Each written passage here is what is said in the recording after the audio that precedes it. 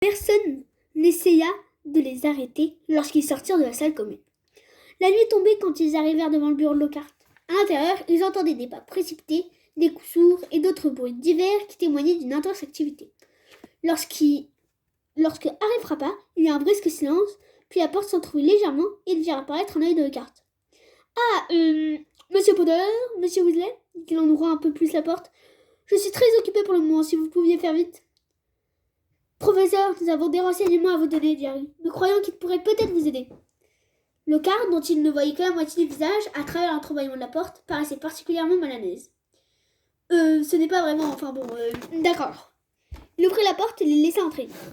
Son bureau avait été presque entièrement vidé. 2 grosses malles étaient ouvertes sur le sol. Dans l'une d'elles, des robes de sorciers couleur jade, lilas ou bleu nuit avaient été hâtivement entassées.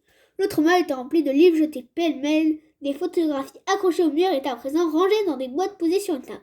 « Vous allez quelque part ?» demanda Harry.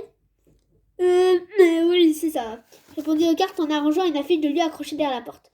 Un appel urgent, impossible de faire autrement. Il faut que je m'en aille. Et qu'est-ce qui va se passer pour ma sœur dit vivement Ron. Une bien triste histoire, répondit Lockhart, le regard fiant. Vous ne pouvez pas savoir à quel point je suis bouleversé par... Vous êtes le professeur de défense contre les forces du mal, coupa Harry. Vous ne pouvez pas partir maintenant, pas avec les horreurs qui se produisent en ce moment. Je dois dire que, quand j'ai accepté ce poste, murmura Lockhart en emplissant ses chaussettes par-dessus ses robes, rien ne laissait entendre que... Vous voulez dire que vous prenez la fuite s'écria Harry d'un ton incrédule. Après tout ce que vous avez écrit dans vos livres il ne faut pas toujours se fier à ce qui est écrit dans les livres, dit Lockhart d'une petite voix. Mais c'est vous qui les avez écrits, s'indigna Harry. Mon pauvre garçon, dit Lockhart en fronçant les sourcils. Faites donc preuve d'un peu de bon sens. Mes livres ne seraient pas vendus moitié aussi bien si les gens n'avaient pas cru que c'était moi qui avais fait tout cela. Personne n'aurait envie de lire l'histoire d'un vieux sorcier armérien laid comme un pou, même s'il a sauvé tout un village d'une attaque de loup-garou. Il ferait peur si on montrait sa photo sur la couverture d'un livre. En plus, il ne savait pas s'habiller. Et la sorcière qui a fait fuir le spectre de la mort avait un bec de lièvre. Il faut être réaliste, voyons. Alors vous êtes attribué les exploits des autres, dit Harry stupéfait. Harry, dit Lockhart en hochant la tête d'un air agacé. Ce n'est pas du tout aussi simple que ça. J'ai fait un très gros travail. Il a fallu que je retrouve tous ces gens, que je leur demande de raconter très précisément ce qu'ils avaient fait. Ensuite, je leur jeter un sortilège d'amnésie pour qu'ils oublient ce qu'ils avaient fait. S'il y a une chose dont je puis être fière, c'est bien de mes sortilèges d'amnésie. Je l'ai réussi à merveille. Non, il ne suffit pas de dédicacer des livres et des photos quand on veut devenir célèbre. Il faut se préparer à accomplir un long et difficile travail. Il ferma ses malles et les verrouilla. Voyons, dit-il, je crois que tout est prêt. Ah oui, il me reste encore une chose à faire. Il sortit sa baguette magique et se tourna vers eux. Désolé, jeunes gens, mais il va falloir que je vous jette à vous aussi un sortilège d'amnésie. Je ne peux pas me permettre de vous laisser colporter mes petits secrets dans toute l'école. Sinon, je ne vendrai plus un seul livre. Harry sortit sa propre baguette magique juste à temps et s'écria « Expelliarmus !» Lockhart fut aussitôt projeté en arrière, tomba par-dessus une de ses malles et sa baguette magique lui échappa des mains. Ron la rattrapa et la jeta par la fenêtre ouverte. « Vous n'auriez pas dû laisser le professeur Rogue nous apprendre cette formule, » dit Harry avec colère. Lockhart leva les yeux vers lui. Il avait l'air de plus en plus étriqué. Harry le menaçait toujours de sa baguette magique. « Qu'est-ce que vous voulez que je fasse ?» dit Lockhart d'une voix faible. « Je ne sais pas où se trouve la chambre des secrets. Je ne peux rien faire. » « Vous avez de la chance, répliqua Harry en obligeant Lockhart à se relever.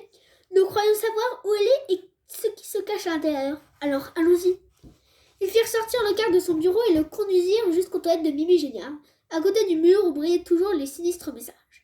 Ils firent entrer Lockhart en premier. Harry était content de voir qu'il tremblait de peur. Mimi Géniard était assis sur le réservoir de la chasse d'eau dans la cabine du fond. « Ah, c'est toi !» dit-elle en voyant Harry. « Qu'est-ce que tu veux cette fois ?»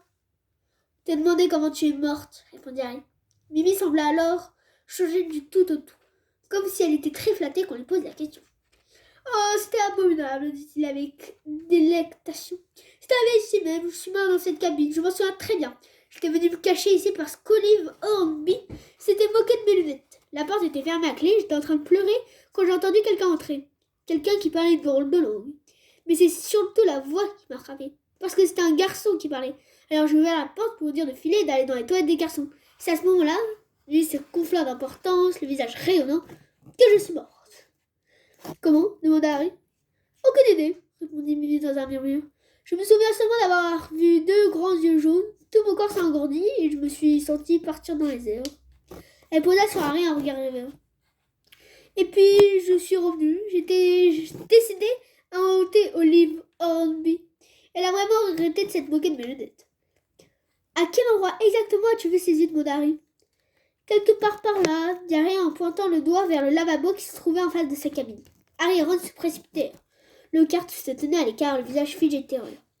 Le lavabo n'avait rien d'extraordinaire. Il examinait centimètre par centimètre, y compris les tuyaux qui se trouvaient au-dessous.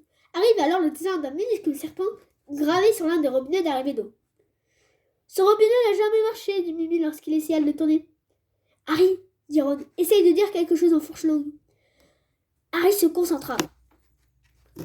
Les seules fois où il avait réussi à parler cette langue, c'était face à un vrai serpent. Il fixa des yeux le petit dessin en s'efforçant de croire qu'il était réel. Ouvre-toi, dit-il. Il se retourna vers Ron qui hocha la tête. Non, tu vas parler normalement, dit-il. Harry regarda à nouveau le serpent en pensant de toutes ses forces qu'il était bien vivant. Quand il remua la tête de droite à gauche, il avait l'impression que le serpent bougeait à la lueur des chandelles. Ouvre-toi, dit-il. Cette fois, ce fut un étrange sifflement qui sortit de sa bouche, et aussitôt le remède se mit à briller d'une lueur blanche en tournant sur lui-même. Un instant plus tard, le lavabo bascula et disparut, laissant apparaître l'entrée d'un gros tuyau suffisamment large pour permettre à un homme de s'y glisser. Harry observa un instant le tuyau et prit sa décision. J'y vais, dit-il. Maintenant qu'ils avaient découvert l'entrée de la chambre, s'il restait la moindre petite chance de retrouver Ginny vivante, il n'était plus question de reculer. Moi aussi, dit Ron. Il y a un instant de silence. Eh bien, je crois bien que vous n'avez plus besoin de moi, dit le carte avec un rictus qui n'était plus que